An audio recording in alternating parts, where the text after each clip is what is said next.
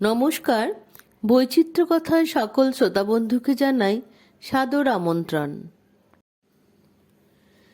সেদিন ভোরে দেখি উঠে বৃষ্টি বাদল গেছে টুটে, রোদ উঠেছে ঝিলমিলিয়ে বাঁশের ডালে ডালে। ছুটির দিনে কেমন সুরে পুজোর সানাই বাজায় দূরে, তিনটে শালিক ঝগড়া করে রান্নাঘরের চালে। শীতের বেলায় দুই পহরে দূরে কাদের ছাদের পড়ে, ছোট্ট মেয়ে রোদ্দুরে দেয় বেগনি রঙের শাড়ি। চেয়ে চেয়ে চুপ করে রই, তেপান্তরের পার বুঝি ওই, মনে ভাবি ওইখানেতেই আছে রাজার বাড়ি। থাকতো যদি মেঘে ওরা পক্ষীরাজের বাচ্চা ঘোড়া, তক্ষুনি যে যেতেম তারে লাগাম দিয়ে কষে।